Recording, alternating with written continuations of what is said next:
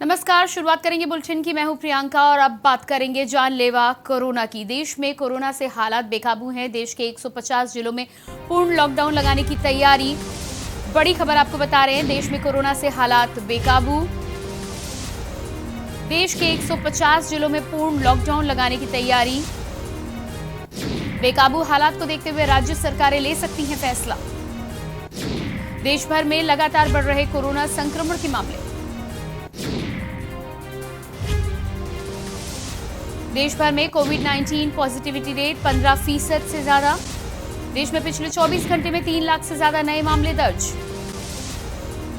देश भर में रिकॉर्ड 3000 से ज्यादा लोगों की मौत। देश भर में लगातार बढ़ रहे हैं कोरोना संक्रमण के मामले। विदेशी मीडिया देश में मौतों की संख्या का बता रहा है कई गुना ज्यादा। विदेशी मीडिया के मुताबिक भारत में रोज मर रहे हैं 18 से 20 हजार लोग। बेकाबू हालात को देखते हुए राज्य सरकारें ले सकती हैं फैसला। पूर्ण लॉकडाउन का हो सकता है फैसला। देश भर में लगातार बढ़ रहे कोरोना संक्रमण के मामलों के चलते देश में कोरोना से लगातार हालात बेकाबू हैं। ऐसे में देश के 150 जिलों में पूर्ण लॉकडाउन लगाने की तैयारी हो सकती है। बेकाबू हालात को देखते हुए राज्य सरकारें ले सकती हैं ये फैसला। आपको बता दें, देश में लगातार कोरोना के संक्रमण के मामले बढ़ रहे हैं। कोरोना की पॉजिटिविटी रेट को देखा जाए तो 15% से ज्यादा हो चुका है, जो कि डराने वाला है। देश में पिछले 24 घंटे में 3 लाख से ज्यादा नए मामले दर्ज हुए हैं, जबकि देश भर में रिकॉर्ड 3000 से ज्यादा मौतें भी हुई हैं। लगातार कोरोना संक्रमण के मामले बढ़ रहे हैं। ऐसे में माना जा रहा है कि राज्य सरकारें फैसला ले सकती हैं, और अगर फैसला लिया गया तो देश के 150 जिलों में लगाया जाएगा पूर्ण लॉकडाउन। साथ ही साथ विदेशी मीडिया भारत के आंकड़ों को लगातार बढ़ चढ़कर बता रहा है। माना जा रहा है कि विदेशी मीडिया के मुताबिक 18 से 20 हजार लोग भारत में रोजाना मर रहे हैं। जिन आंकड़ों पर भारत सरकार ने पुष्टि नहीं की है, उनका कहना है कि विदेशी मीडिया बढ़ चढ़कर आंकड़ों को पेश कर रही है।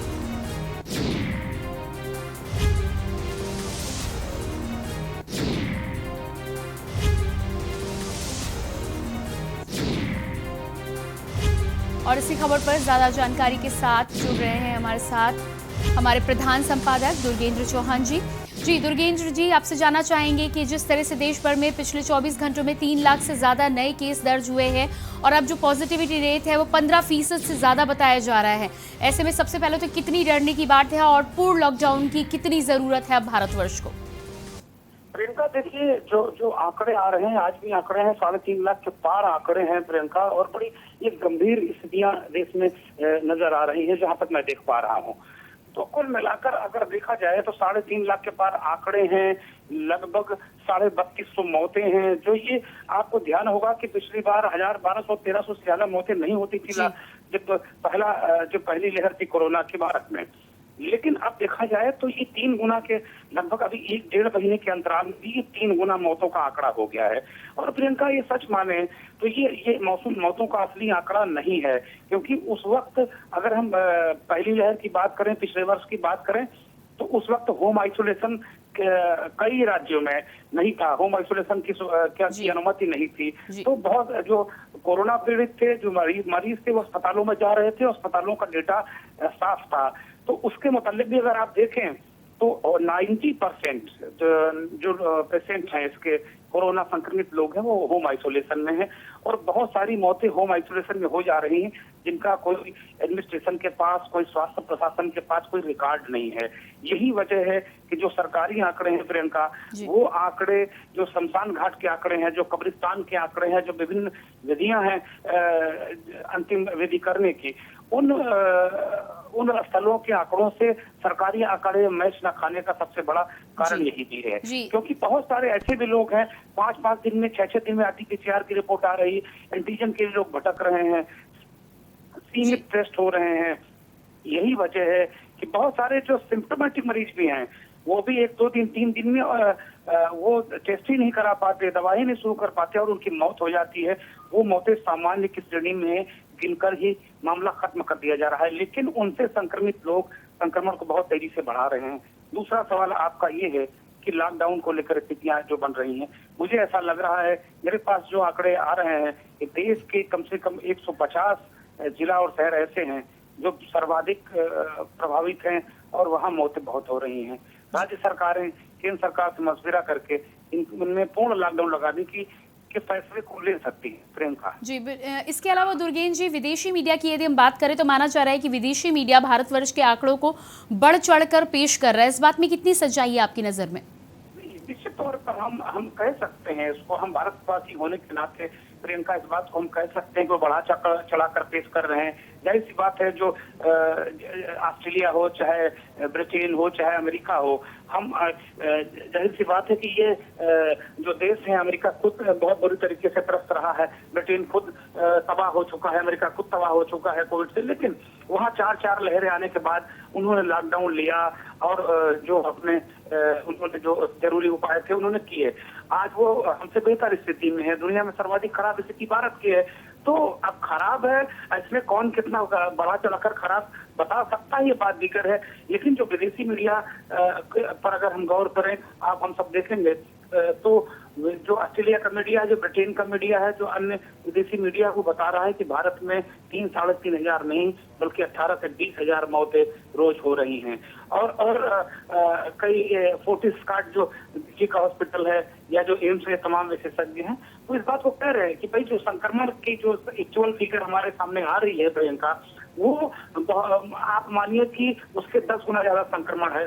तो जाहिर सी बात है कि जो मौतों का संक्रमण जो फिगर हमारे पास आ रहा है, जो सरकारी फिगर है, उससे ज्यादा मौतें तो हैं ही। विदेशी मीडिया हो सकता है कि अतिरेक कर रहा हो, अतिशयोक्ति कर रहा हो, यह बढ़ा चढ़ाकर पेश कर रहा हो, ये संभव है। लेकिन शमशान और कब्रिस्तान की जो स्थिति आप दिखा रही है लगातार, हम सब देख रहे हैं, वो भयावह है। दूसरी जो सबसे करूंगा कि कानपुर आईआईटी और फैजाबाद की आईआईटी ने एक गणितीय आधार पर एक रिपोर्ट तैयार की, एक सर्वे किया था कोरोना को लेकर।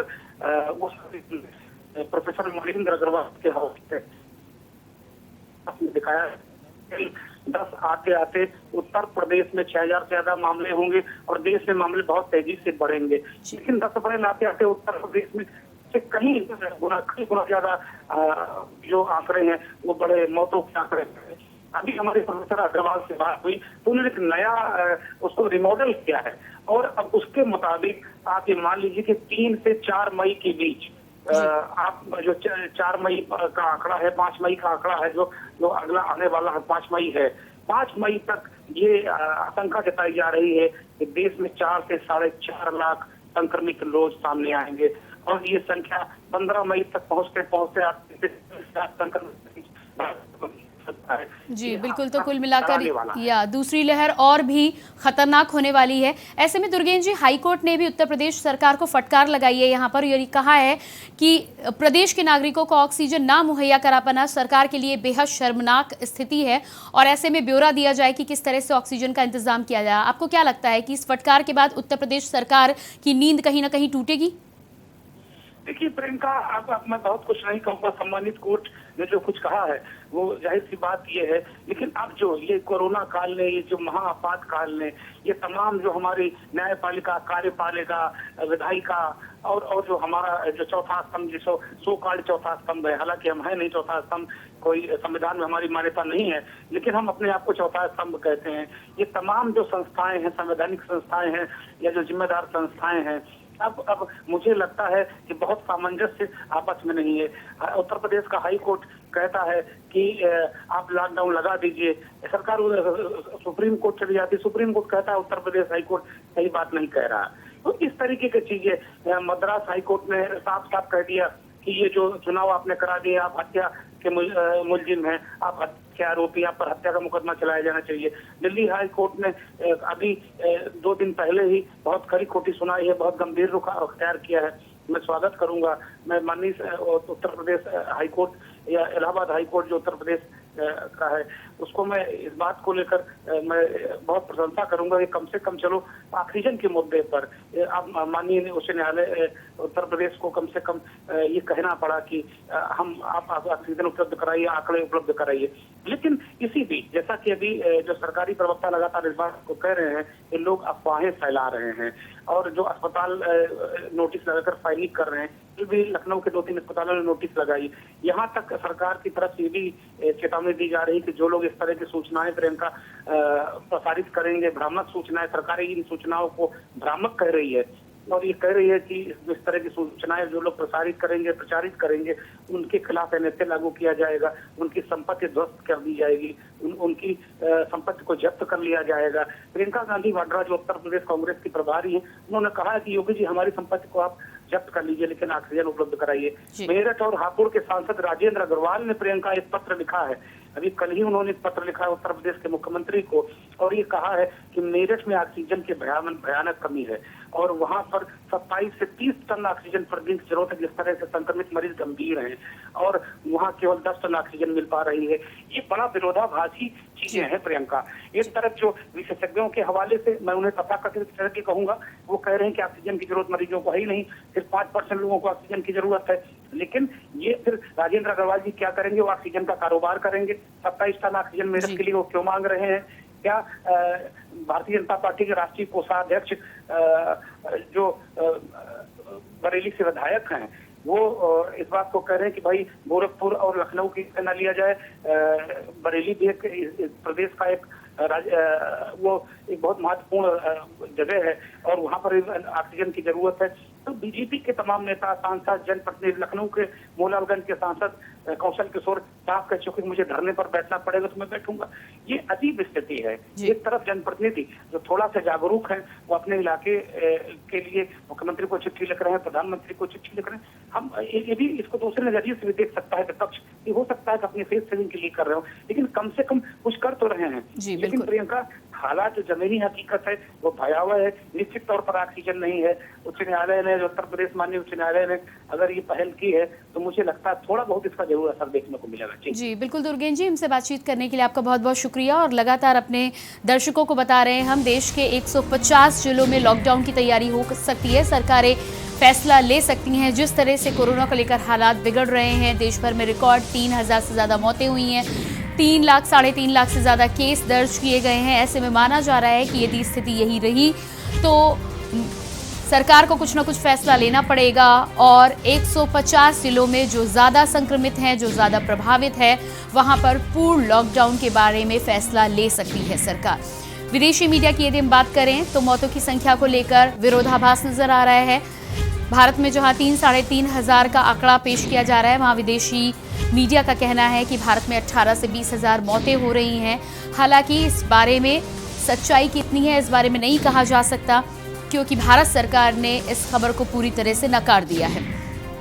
इसके अलावा देश भर में लगातार बढ़ रहे कोरोना संक्रमण के मामलों को देखते हुए कई हाईकोर्ट, इलाहाबाद हाईकोर्ट ने भी उत्तर प्रदेश सरकार को फटकार लगाई है। देखना ये होगा कि हाईकोर्ट की फटकार के बाद उत्तर प्रदेश सरकार कितने समय में ऑक्सीजन का इंतजाम कर पाती है।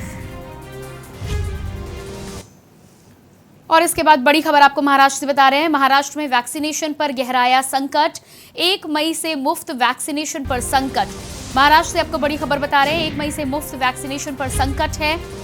वैक्सीनेशन को लेकर महाराष्ट्र सरकार, राज्य सरकार के पास वैक्सीन डोज की भारी कमी है। 85 लाख डोज 600 रुपए में खरीदने की तैयारी हो रही है। लोगों को खरीद कर लगवानी पड़ सकती है वैक्सीन। महाराष्ट्र से आपको बड़ी खबर बता रहे हैं, फ्री वैक्सीनेशन की बात तो कर ली गई है, लेकिन वैक्सीनेशन को लेकर संकट गहराया है। माना जा रहा है कि वैक्सीनेशन के डोजेस की भारी कमी महाराष्ट्र में है। ऐसे में 1 मई से मुफ्त वैक्सीनेशन पर संकट आ सकता है। ऐसा माना जा सकता है या ऐसा हो सकता है कि डोज की कमी की वजह से लोगों को अपनी जेबें ढीली करनी पड़े वैक्सीनेशन कराने के लिए। भारत बायोटेक से चल रही राज्य सरकार की बातचीत, 1 मई से मुफ्त वैक्सीनेशन पर संकट। 85 लाख डोज 600 रुपए में खरीदने की तैयारी सरकार कर रही है। राज्य सरकार के पास वैक्सीनेशन के डोज की भारी कमी है। 85 लाख डोज 600 रुपए में खरीदने की तैयारी हो रही है। लोगों को खरीद कर लगवानी पड़ सकती है वैक्सीन। महाराष्ट्र से ये बड़ी खबर आपको बता रहे हैं। एक तरफ तो सरकार ने दम भर लिया है कि फ्री वैक्सीनेशन कराया जाएगा, लेकिन अब जब समय नजदीक आ रहा है तो महाराष्ट्र सरकार के पास वैक्सीन की भारी कमी है।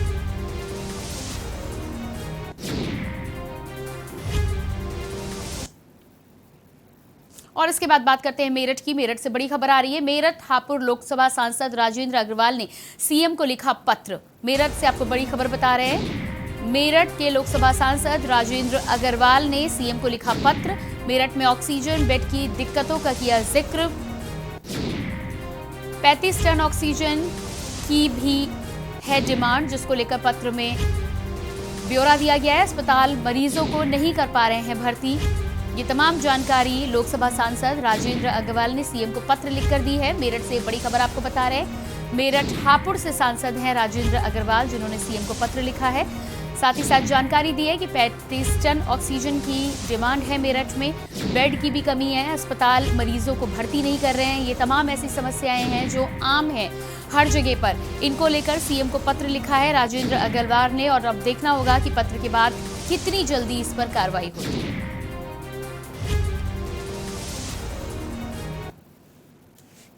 और इसके बाद बात करेंगे आगरा की, लेकिन उससे पहले लेंगे एक छोटा सा ब्रेक।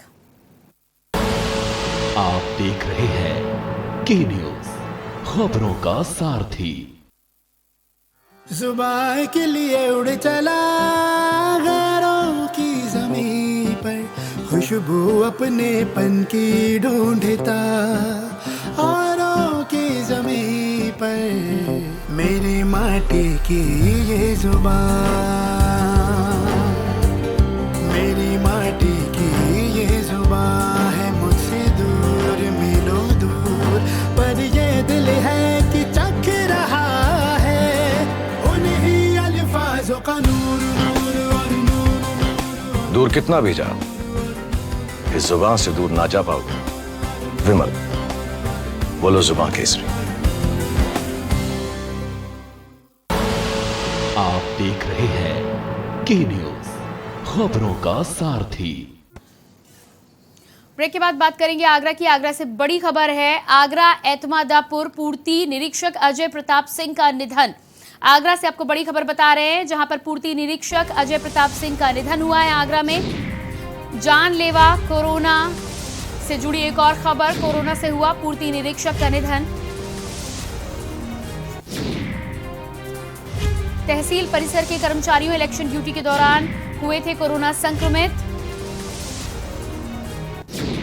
तहसील परिसर में कर्मचारियों में सनसनी। आगरा से आपको बड़ी खबर बता रहे हैं। कोरोना से हुआ पूर्ति निरीक्षक का निधन। तहसील परिसर के कर्मचारियों में सनसनी। इलेक्शन ड्यूटी के दौरान हुए थे संक्रमित। और ये आपको तस्वीर भी दिखा रहे हैं पूर्ति निरीक्षक की, जिनकी हम बात कर रहे हैं, अजय प्रताप सिंह, जिनका निधन हुआ है कोरोना के चलते। कोरोना से हुआ पूर्ति निरीक्षक का निधन। बताया जा रहा है कि चुनाव ड्यूटी में कोरोना संक्रमित हुए थे और उसके बाद स्वास्थ्य सुधर नहीं पाया। इलेक्शन ड्यूटी के दौरान हुए थे कोरोना संक्रमित, जिसके चलते पूर्ति निरीक्षक का निधन हुआ है। आगरा से बड़ी खबर आपको बता रहे हैं। एतमादापुर पूर्ति निरीक्षक अजय प्रताप सिंह का निधन।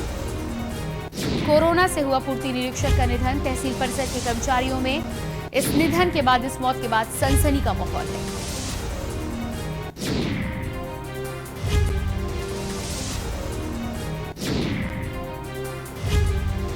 लगातार जिस तरह से पूरे प्रदेश में कोरोना को लेकर मामले बढ़ रहे हैं, आगरा भी उससे अछूता नहीं है।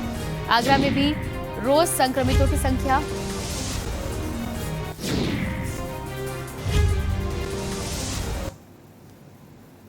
और आगरा के बाद बात करते हैं लखनऊ की। लखनऊ से बड़ी खबर है। यूपी में लगातार बढ़ रहे हैं कोरोना के आंकड़े। लखनऊ से बड़ी खबर आपको बता रहे हैं। यूपी में सबसे ज्यादा 4,437 केस। 24 घंटे में लखनऊ में 39 मरीजों की मौत हुई है कोरोना के चलते। यूपी में लगातार बढ़ रहे हैं कोरोना के आंकड़े। यूपी से बड़ी खबर लखनऊ से बता रहे हैं आपको। उत्तर प्रदेश में कोरोना महामारी से हाहाकार। यूपी में 24 घंटे में मिले 32,993 नए केस। उत्तर प्रदेश में कोरोना महामारी से हाहाकार। यूपी में 24 घंटे में 32,993 नए केस दर्ज किए गए। यूपी में 24 घंटे में 265 मरीजों की मौत हुई है। उत्तर प्रदेश का यह आंकड़ा आपको बता रहे हैं। लखनऊ में सबसे ज्यादा 4,437 केस मिले। 24 घंटे में लखनऊ में 39 मौतें दर्ज की गई। उत्तर प्रदेश में लगातार कोरोना के आंकड़े बढ़ रहे हैं। उत्तर प्रदेश में कोरोना महामारी से हाहाकार मचा हुआ है।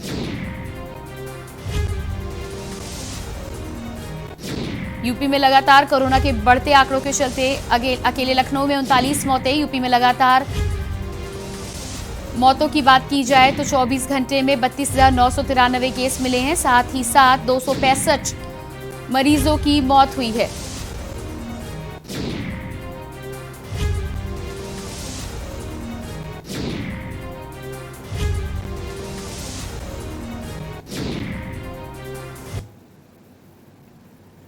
और इसके बाद लखनऊ से ही बड़ी खबर है। लखनऊ में सप्लाई करने वाले को ही नहीं मिला वेंटिलेटर। लखनऊ से ये बड़ी खबर आपको बता रहे हैं। मशीनों की सप्लाई करने वाले को नहीं मिला वेंटिलेटर। केजीएमसी में यशवंत सिंह ने तोड़ा दम। सीएमओ का रेफरल लेटर लेकर चक्कर लगाते रहे परिजन। वेंटिलेटर ना मिलने से तड़प तड़प कर हुई मौत।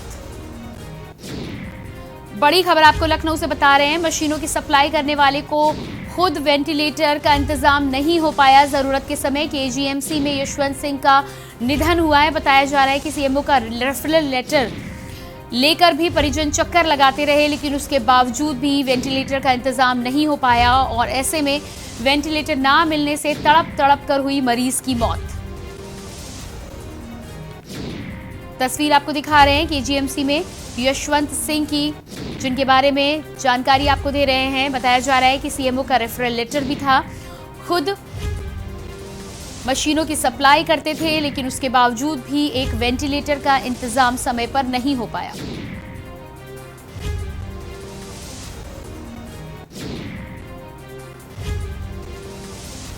पूरे स्वास्थ्य विभाग के लिए ये समय बेहद शर्मनाक। और इसके बाद बात करते हैं बुलंदशहर की। बुलंदशहर से बड़ी खबर है। जिले में फूटा कोरोना बम। बुलंदशहर से बड़ी खबर आपको बता रहे हैं। जिले में फूटा कोरोना बम। आज सामने आए 261 कोरोना मरीज। एक्टिव कोरोना मरीजों की संख्या पहुंची 2674। अब तक 112 कोरोना मरीजों की हुई मौत। बड़ी खबर आपको बता रहे हैं बुलंदशहर से। जिले में फूटा है कोरोना बम। सामने आए 261 कोरोना मरीज। एक्टिव कोरोना मरीजों की संख्या की यदि हम बात करें तो 2674 संख्या पहुंच चुकी है। साथ ही साथ अब तक बुलंदशहर में 112 कोरोना मरीजों की मौत दर्ज की गई है।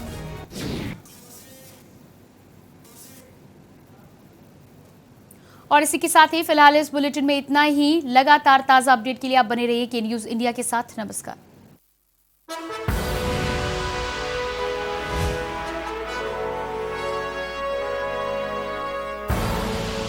आप देख रहे हैं के न्यूज, खबरों का सारथी। खुदी को आजमाया है तो ये अंदाज आया है। खुदी को आजमाया है तो ये अंदाज आया है। तुम में भी मैं हूं, शुद्ध प्लस पान मसाला।